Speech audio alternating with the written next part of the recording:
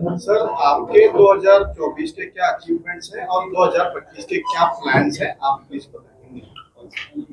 देखिए 2024 में हमारे लिए लोकसभा इलेक्शंस और विधानसभा इलेक्शन काफी इम्पोर्टेंट थे और हमारे शहर के सभी नागरिक और सभी मीडिया और सबके सहयोग से हमारे यहाँ का इलेक्शन है वो शांतितापूर्ण मार्ग से अच्छी तरह से कंप्लीट हो गया प्रोसेस जो भी है। उसके बाद हमारे शहर में साल भर में लगभग सभी हेड्स यानी नारकोटिक्स पे काफी सारी कार्रवाई हुई, हमारे काफी सारे अच्छे डिटेक्शन हुए, हमारे काफी सारे ट्रैफिक के बारे में ड्रंक एंड ड्राइव और मोटर व्हीकल एक्ट के तहत कार्रवाई हुई है। मुझे पता है कि इसके बावजूद भी ट्रैफिक की समस्या शहर में है। उसके बाद हमारे शहर में नारकोटिक्स की समस्या अभी भी कुछ जगह पे है। हाईकोर्ट के आदेश के वजह से और जो गवर्नमेंट के नान बैन के बावजूद भी हमारे यहाँ पे कुछ आज भी कड़े से कड़े कदम उठाने के बाद, अवेयरनेस प्रोग्राम होने के बाद भी कुछ लोग अभी भी 9 मांझे का इस्तेमाल कर रहे हैं। उसके लिए हम लोग कड़े से कड़े सेक्शन लगा के उनको ऊपर कार्रवाई करने की कोशिश कर रहे हैं।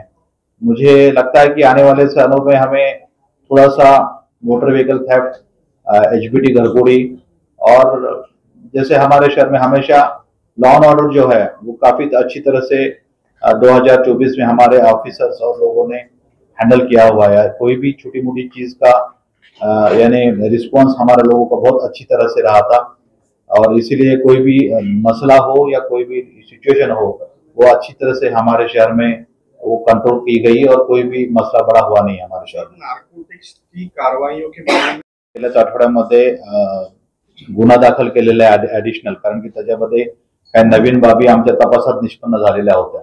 त्याच्यामध्ये त्यांनी जे कर्जाची परतफेड करण्याचा जो प्रकार केला होता त्याच्यामध्ये ज्या बाबी समोर आलेल्या होत्या त्याच्यामध्ये आपण गुन्हा दाखल केलेला आहे सर्व संबंधित डायरेक्टर्स आणि पदाधिकारी यांच्यावरती आणि आपण त्यांची फरारीची जी प्रक्रिया आहे ती देखील त्याच्यामध्ये सुरू केलेली आहे CRPCच्या प्रोव्हिजन्स प्रमाणे। त्यामुळे निश्चितच त्यांचे जे प्रॉपर्टी आहेत अटॅचमेंट मोठ्या प्रमाणावर आम्ही केलेले आहेत, अकाउंट जे फ्रीज केलेले आहेत आणि लवकरात लवकर आम्ही त्या संदर्भामध्ये कारवाई करू।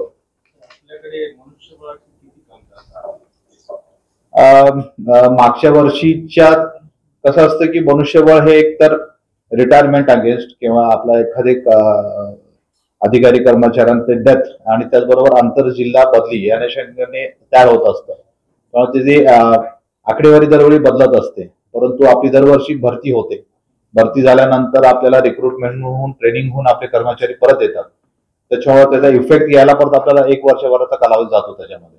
मग सध्याच्या परिस्थितीला आपल्याकडे किती वॅकन्सी नवीन येणारी ही जवळपास 80 ची वॅकन्सी आहे ना, डिसेंबरला करतो ना आपण कॅल्क्युलेट 80 ती आहे आणि 212 आपली ट्रेनिंग 212 आमचे रिक्रूट ट्रेनिंगला गेलेले आहेत।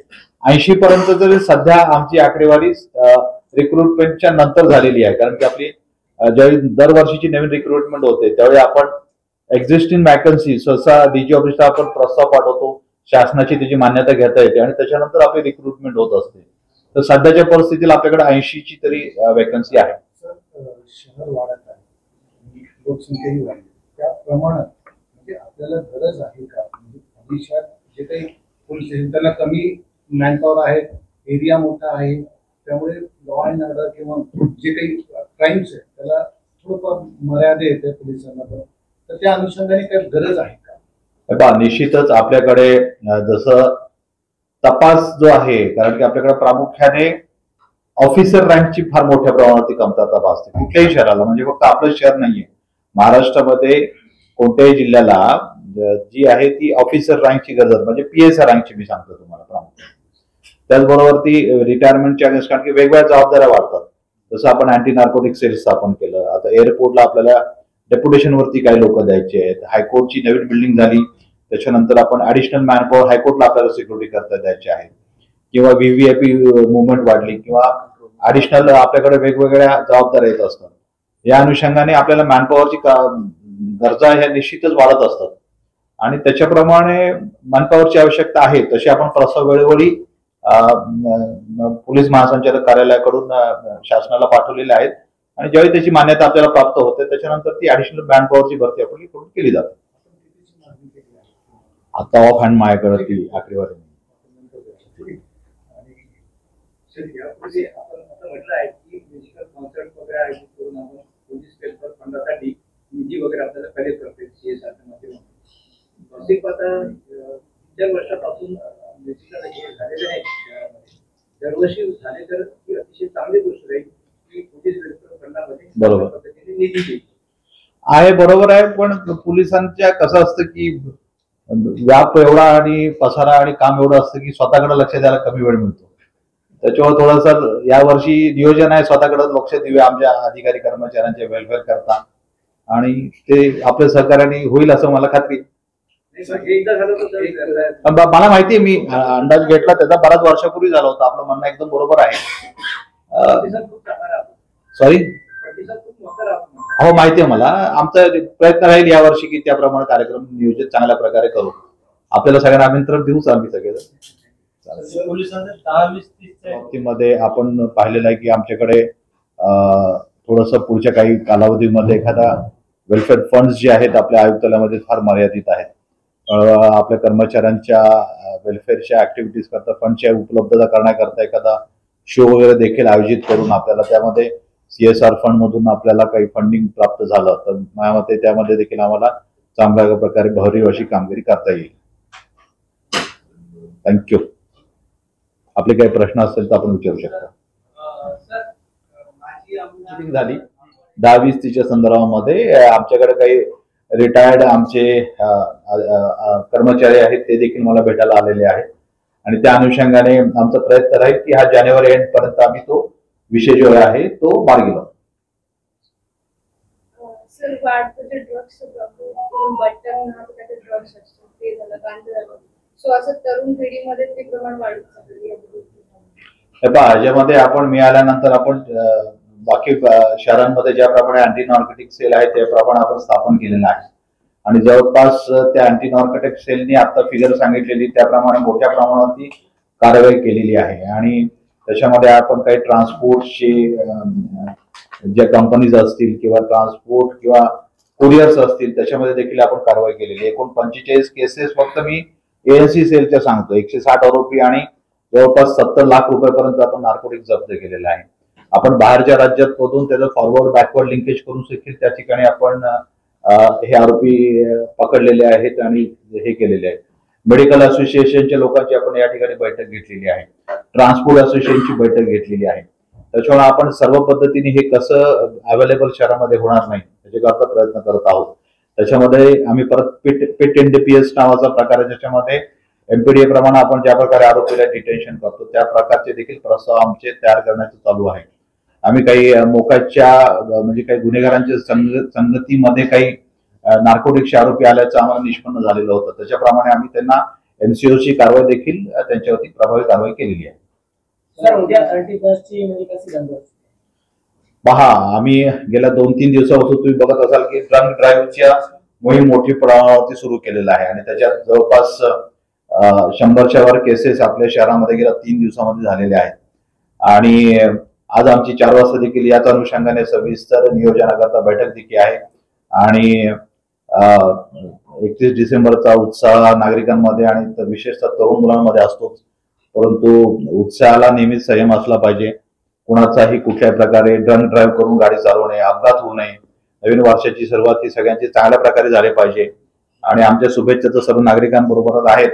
परंतु संयमाने आणि सुरक्षित प्रमाणे जे काही त्यांना सेलिब्रेशन करायचं आहे ते करण्याकरता आमचं जे काही पोलीस बंदोबस्ताचं नियोजन असणार आहे ते आम्ही योग्य प्रकारे करू.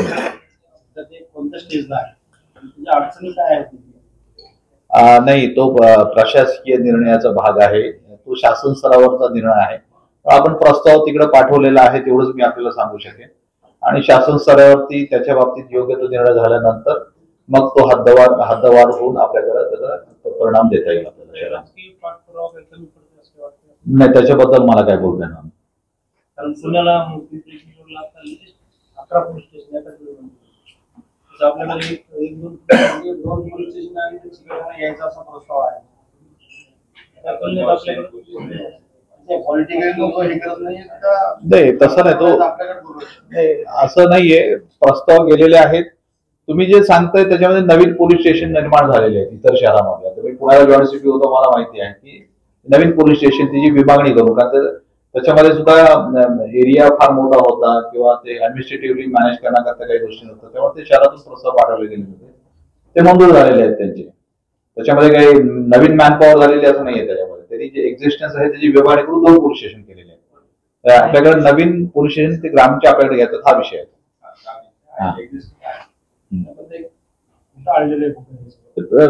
आम्ही प्रस्ताव पाठवलेला आहे, त्याच्याबरोबर पाठपुरावा आमचा शासन स्तरावरती आणि डीजी कार्यालयावरती देखील चालू आहे. डीजी कार्यालयात आहे का गृहमंत्रालयात? नाही, मंत्रालयात गेलेले आहेत आणि तिथं शासन स्तरावरती निर्णय होईल त्याच्यामध्ये. जे काही गुन्हे दाखल झालेले आहेत त्याच्यामध्ये आरोपी अटक झालेले आहेत, कायद्याप्रमाणे सेक्शन लागलेले आहेत आणि गेल्या काही दिवसामध्ये वाढ झालेला आहे हा म्हणता येणार नाही. त्याच्यामध्ये आपल्याकडे गुन्हे घडत असतात, पोलीस गुन्हे दाखल करत असतात आणि आरोपींवरती कारवाई करत असतात. त्याच्यामुळे आपण म्हणतात त्याप्रमाणे काही चोऱ्याच्या घटना घडलेल्या आहेत आणि त्या घटनेच्या नंतर आम्ही योग्य त्या सूचना आमच्या अधिकाऱ्यांना देऊन रात्रग्रस्त असेल, त्याचबरोबर ती डिटेक्शन असेल त्याच्याबद्दल देखील सूचना दिलेल्या आहेत. आपल्याला माहिती आहे की गेल्या 8-15 दिवसामध्ये आपल्याकडे मोटर वाहन चोरीच्या गुन्ह्याच्या डिटेक्शन मध्ये वाढ झालेली आहे. आपल्याकडे काही घरफोडीचे देखील गुन्हे काही डिटेक्ट झालेले आहेत, काही मोबाईल चोरीचे डिटेक्शन प्रमाण झालेले आहे. तेव्हा गुन्हे होत राहतात, पोलीस त्यांचे प्रयत्न करून गुन्हे डिटेक्ट करत राहतात. स्पोर्ट्स मामले में क्या हुआ है? किस तरह जे काही त्याच्यामध्ये झालेले डेव्हलपमेंट आतापर्यंत त्याच्यामध्ये 4 आरोपी अटक झालेले आहेत आणि आरोपींची कस्टडी घेतलेली आहे. त्याच्यामध्ये आमची विविध पथकं तयार केलेली आहेत. त्याच्यामध्ये आमचे सायबर सेल असेल, त्यानंतर क्राईम ब्रांच असेल किंवा ईओडब्ल्यूचे अधिकारी असतील, सर्वांची योग्य नियोजन करून त्याच्यात पुढील तपास चालू आहे. सॉरी, मुख्य आरोपी नाही अजून अटक नाहीये, त्याच्यामध्ये आहे, प्रयत्न चालू आहे आमचा त्याला अटकेचा. हा काय पाहिजे बीडमध्ये पिस्तूल परवान्यांचा रिव्ह्यू घेतला गेला सर, आपल्याकडे तसं काही झालेलं आहे का? बघा, आपल्याकडे मी आल्यापासून तर आम्ही एक रिव्हॉल्वर परवाना फक्त दिला गेलेला आहे. अदरवाईज आम्ही कोणत्याही प्रकारचे रिव्हॉल्वर परवाने दिलेले नाहीयेत. ह्या पूर्ण वर्षामध्ये हार्डली 3-4 असतील फक्त. किती आहेत? कशाच्या कशाची परंतु अजून जे काही तक्रारी होत्या आपल्या रिलेटेड अधिकारी होते, माझी तक्रार त्याची फाईलच नाही मिळत. नाही, पर्टिक्युलर काय असेल तर आपण नंतर भेटा. मला माहिती मला एक मिनिट, मला आपला विषय माहिती आहे. त्याच्यामध्ये संबंधित अधिकारी, मला तुमचा विषय पूर्ण माहिती आहे, तो वैयक्तिक विषय आपला. त्याच्याबद्दलची योग्य इन्क्वायरी आमच्या संबंधित अधिकाऱ्यांनी केलेली आहे. तो विषय मला माहिती आहे पूर्णपणे.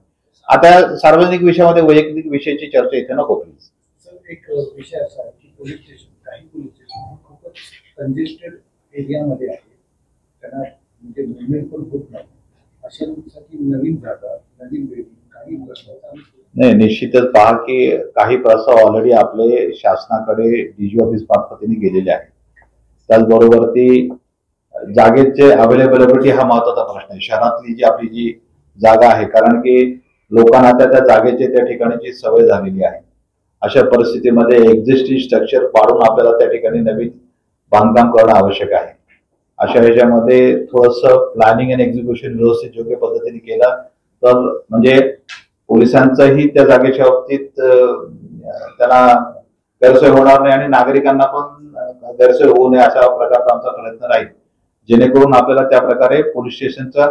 म्हणून आम्ही काही ठिकाणी आता रिपेअरचे काही प्रस्ताव आहेत आमचे, किंवा आम्हाला काही डीपीडीसी मधून काही फंड्स मिळतात, त्याच्यामध्ये काही टेक्नॉलॉजी अपग्रेडेशन करता असतील, वाहनाच्या बाबतीत असतील किंवा मग दुरुस्तीच्या बाबतीत असतील, ते देखील आम्ही डीपीडीसी मध्ये प्रस्ताव पाठवलेले आहेत. ते अवेलेबल झाल्यानंतर आम्ही आता यावर्षी त्याच्यामध्ये पाठपुरावा करून पोलीस स्टेशनचे अपग्रेडेशनचा प्रयत्न करू.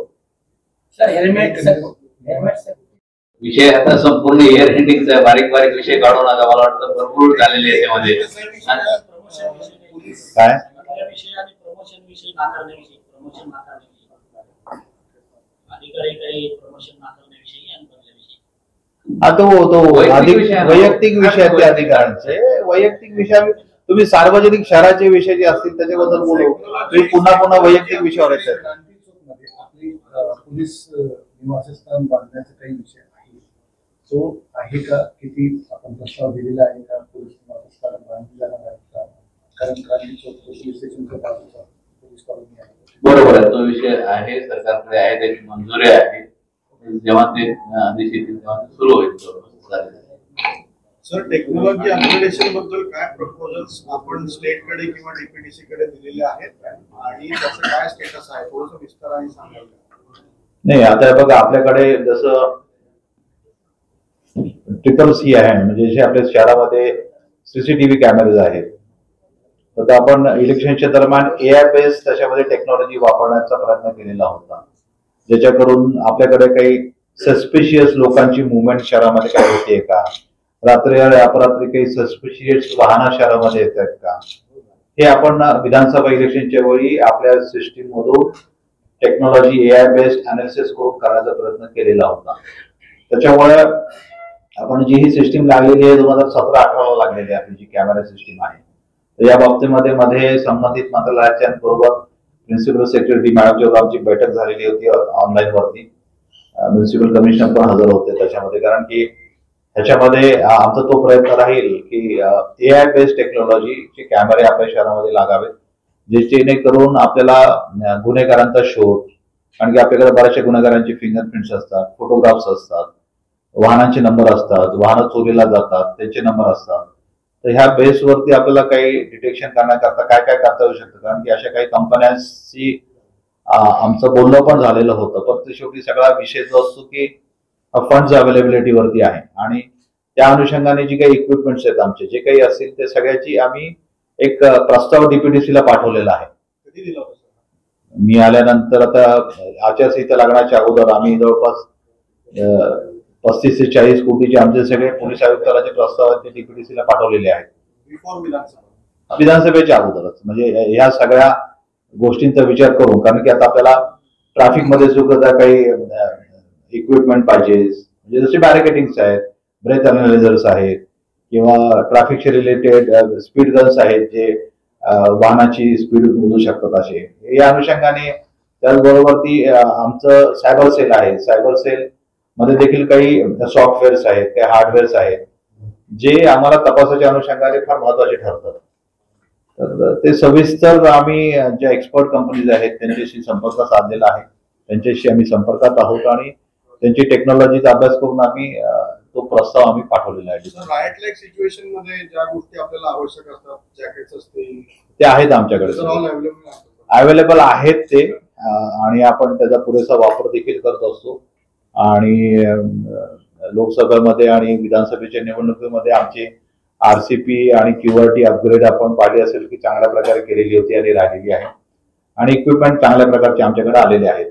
फक्त वाहनांचा थोडासा प्रश्न पडतो आमच्याकडे, कारण की आपल्याकडे बरेचसे VIP मुवमेंट मोठ्या प्रमाणावरती एअरपोर्ट असल्यामुळे, आणि बरेचसे वेळी आपल्याला वाहनं जी आहेत, म्हणजे आपली विशेषतः यावर्षी आमचं प्राधान्य राहील की आपली जी दामिनी पथक आहे, दामिनी पथक, कारण की दामिनी पथकचं काम आमच्याकडे खूप चांगल्या प्रकारे आमच्या महिला कर्मचारी सगळे अंमलदार आहेत ते करत असतात. तर दामिनी पथकाकरता काही 2 व्हीलर्स समजा देता आल्या, काही चांगल्या स्कूटर्स, कारण की त्या महिला चालवत असतात. त्याचबरोबर 4 व्हीलर्स, कारण की त्यांच्या जुन्या गाड्या झालेल्या आहेत. या वर्षामध्ये आमचा प्रयत्न राहील की त्यांना दामिनी पथक जे आहे ते चांगल्या प्रकारे कसं आम्हाला सक्षम बनवता येईल, त्या अनुषंगाने आमचा प्रयत्न राहील. ट्रैफिक के लिए हमारे ऑफिसर्स की लास्ट वीक ही मेरी मीटिंग हुई थी. मैंने उनको आदेश दिया था कि आप पुलिस स्टेशन के सीनियर PI के साथ बैठ के हर एक पुलिस स्टेशन का जो भी इंडिविजुअल पुलिस स्टेशन के एरिया का जो प्रॉब्लम है ट्रैफिक के बारे में, और अपने जो लोगों के बारे में बैठ के वहाँ के जो व्यापारी संगठन हो या नागरिक हो, उनकी समस्या आप पहले पता करो कि क्या लोगों की समस्या है, और वो आइडेंटिफाई कर लो, और वो आइडेंटिफाई होने के बाद आप उसको ऊपर काम करना चालू करो. तो अभी मैंने हर वीक उसके बारे में अभी मीटिंग लेना चालू कर दिया है, और आने मेरे ख्याल से फर्स्ट या सेकंड वीक में जो शहर की जो ट्रैफिक के रिलेटेड समस्या का डिसीजन लेने के लिए अपने शहर की एक कमेटी होती है। कई दिनों से उस कमेटी की मीटिंग नहीं हुई है, तो मैं उसकी कमेटी की मीटिंग भी अभी रख रहा हूँ उसमें, और हम लोग कोशिश करेंगे कि उसके बारे में बताया मैंने आपको, साइबर क्राइम के बारे में।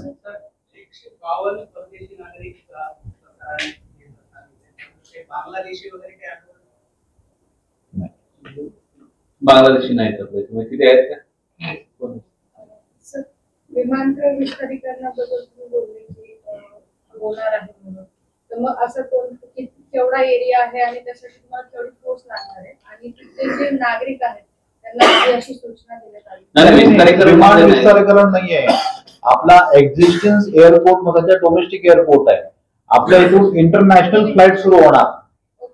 इंटरनॅशनल विस्तार नाही करायचा, आपल्या एअरपोर्ट वरून इंटरनॅशनल फ्लाईट जाणार आहे. नाही, इमिग्रेशन म्हणजे परदेशात जाताना इमिग्रेशन चेक होतं ना, येताना आणि जाताना इमिग्रेशन चेकिंग होतं. मला वाटतं जवळपास सर्वांचे प्रश्न घेतले.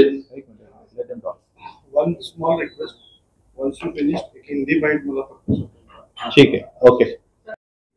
स्टेट को दिए नहीं, हमने ये सिर्फ साइबर सेल के नहीं है, हमारे रिपेयर्स के हैं, न्यू कंस्ट्रक्शंस के हैं, इक्विपमेंट्स के हैं, साइबर सेल्स के हैं, ऐसे काफी सारी हमारे अलग अलग रिक्वायरमेंट थी पुलिसिंग के लिए, तो वो सबके प्रपोजल हमने डीपीडीसी में भेजे थे. उसके लगभग सभी की मिलकर कॉस्ट 35 to 40 करोड़ की होगी. Thank you very much. ये तीनों चीजों को आप प्लीज थोड़ा विस्तार से बताएंगे. नार्कोटिक्स के बारे में जैसे जैसे हम ड्रंक एंड ड्राइव में डिटेक्शन करते हैं कि भाई वो आदमी दारू पी के गाड़ी चला रहा है कि नहीं, तो उस बारे में वो इक्विपमेंट के वजह से पता चलता है. वैसे कुछ हमारे यहाँ पे जैसे अभी कोई आदमी अगर वो दारू नहीं पीता लेकिन ड्रग्स लेता है, तो वो पता नहीं चलता कि उसने ड्रग लिया है, वो जब तक उसका ब्लड का सैंपल लेने के लिए हम लोग लेके जाते नहीं है तभी वो पता चलता कि उसने लिया हुआ है. तो कुछ इक्विपमेंट ऐसे है मार्केट में कि उसके स्मेल ब्रेथ एनालिसिस से पता चलता है कि उसने ड्रग्स लिया हुआ है, और कौन सा लिया है वो भी पता चलता है. वो वैसा कुछ हम इक्विपमेंट्स के बारे में हमने प्रपोजल डीपीडीसी में भेजा है. और मैन पावर तो मेरे ख्याल से जो अभी है वो सफिशिएंट है, क्योंकि उनकी कार्रवाई भी काफी इफेक्टिव रही है. उन्होंने काफी बड़े पैमाने पे केसेस किए हैं, काफी अक्यूज को 150 केस से ज्यादा अक्यूज को उन्होंने अरेस्ट किया हुआ है, और 70 लाख से ज्यादा नार्कोटिक्स उन्होंने बरामद किया हुआ है. तो साइबर सेल और आपको